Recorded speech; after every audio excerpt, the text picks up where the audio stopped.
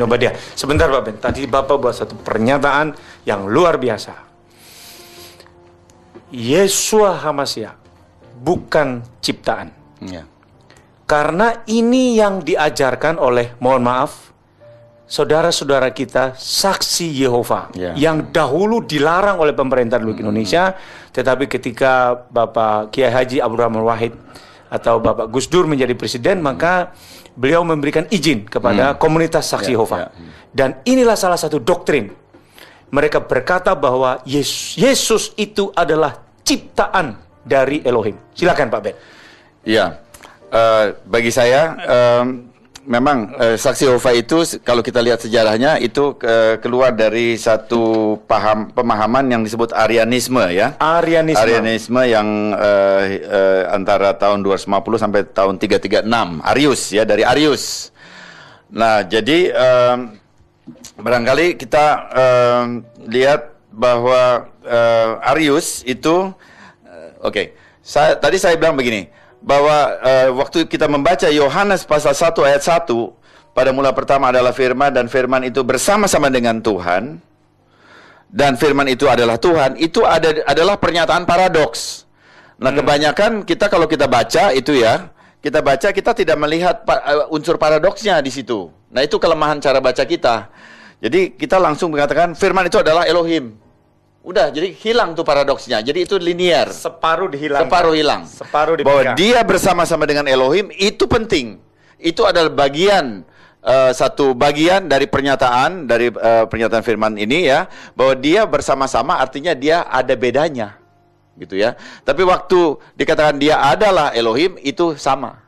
Jadi sama dan beda, beda dan sama. Itu paradoksnya. Nah, kebanyakan orang-orang Yunani ya, karena Arius itu orang Yunani, itu dia mempunyai cara berpikir linier. Karena itu satu pernyataan paradoks seperti ini tidak bisa ditangkap seutuhnya. Dia akan ambil separuh. Salah satu, apakah itu diambil bahwa dia adalah sama? Hitam putih dia ambil salah satu. Ya, itu apakah linear, yang putihnya saja atau hitamnya saja? Ya. Bukan hitam dan putih jadi satu, tetapi putihnya saja diambil atau hitamnya aja diambil. Ya. Nah, itu yang terjadi di abad 2. Waktu pemikiran tentang Mesias Yeshua. Abad kedua, itu berarti sudah cukup lama dan sangat membudaya dan mengangkat. Ya. Nah, jadi barangkali untuk itu ya kita sekaligus nanti kita lihat, kita masukkan Arianisme itu. Jadi kita lihat bagaimana hubungan Elohim atau Memra Elohim dengan Elohim. Nah, jadi tadi di dalam Yohanes 1 ayat 1 katakan ada saatnya dia berbeda, ada saatnya dia sama. Nah, jadi orang-orang ini lalu karena dia tidak bisa melihat ada sifat paradoks di sini, dia ngambil salah satu aspek saja. Jadi dia mengambil salah satu aspek atau salah satu dimensi ya. Nah, ada kelompok-kelompok yang mengambil perbedaannya saja, bahwa Yeshua bahwa Memra Elohim itu berbeda dengan Elohim. Ya, berbeda dengan Elohim. Dia ngambil itu saja. Nah, contohnya di dalam sejarah adalah kelompok Ebionit.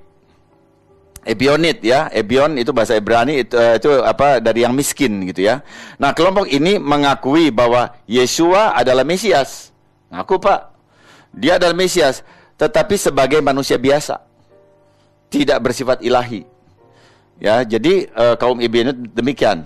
Nah, kemudian kelompok ini karena menganggap bahwa Mesias itu hanya manusia biasa gitu, ini kelompok ini didukung oleh orang-orang kelompok Farisi yang ada pada saat itu ya. Farisi yang memang tidak percaya Yeshua atau belum terima waktu itu bahwa Yeshua adalah anak Elohim yang hidup ya.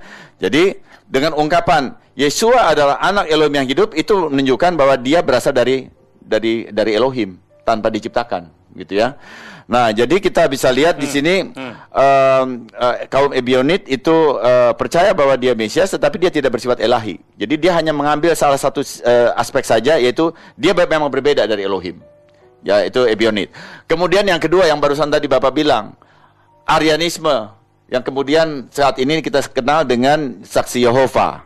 Nah, dia mengakui bahwa firman itu berasal dari Bapa. dan juga bersifat ilahi. Tetapi waktu dia jadi manusia, dia diciptakan. Ya, itu tadi Bapak bilang ya. Dia diciptakan. Jadi Yeshua sebagai anak merupakan ciptaan Elohim sebagai instrumen penciptaan dunia. Nah, itu ya. Nah, di sini. Nah, sekarang saya begini. Saya ingin berikan argumen saya. Kalau memang Yeshua itu adalah ciptaan, ya, maka dia tidak boleh menerima sedikit pun dari segi Tuhan. Dia tidak boleh menerima sedikit pun kemuliaan. Tetapi kalau kita membaca, ya, kita membaca di Kisah Rasul waktu Stefanus itu dirajam, dia jelas sekali kitab suci mengatakan bahwa dia melihat oleh Roh Kudus, dia matanya dibuka, dia lihat Mesias Yeshua itu ada di sebelah kanan Bapa. Itu kan artinya kalau orang nyembah Bapa, dia nyembah Yeshua juga, begitu ya. Jadi kalau begitu Bapa memperkenankan ciptaannya itu disembah seperti menyembah dia. Oh, tidak pernah ada Tuhan yang seperti itu. Torah jelas mengatakan, aku adalah Tuhan yang cemburuan. Jadi dengan perkataan lain, ini sebetulnya tidak mungkin kalau dia ciptaan. Karena kalau bahasa Arabnya itu musyrik katanya gitu ya, menduakan Tuhan. Tidak mungkin. Jadi dia bukan ciptaan. Jadi logikanya dia bukan ciptaan. Jadi itulah argumen yang singkat saja tentang saksi Yehova dan Arianisme. Jadi kita kembali lagi, saksi Yehova, Arianisme, Ebionit itu hanya mengambil salah satu aspek. Jadi dia linear thinking. Jadi hanya aspek satu aja yang diambil. Padahal ini kan paradoks. Nah, kemudian satu lagi, ada kelompok lagi yang lain, itu dia menganggap bukan ambil yang bedanya, tapi dia katakan Yeshua sama dengan Elohim. Tapi dia nggak mau lihat ada perbedaannya. Nah, kelompok itu adalah disebut docetisme ya. Greek doset itu sama dengan yang kelihatan.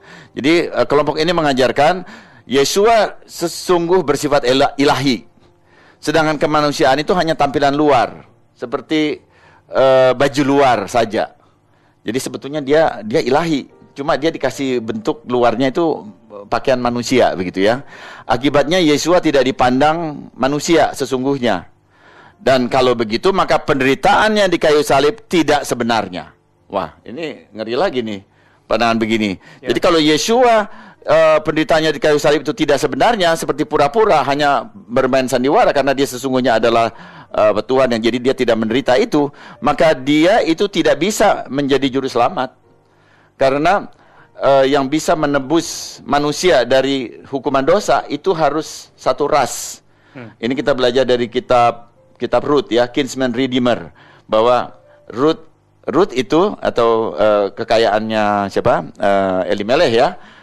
Suaminya Rut itu hanya bisa ditebus oleh kerabatnya.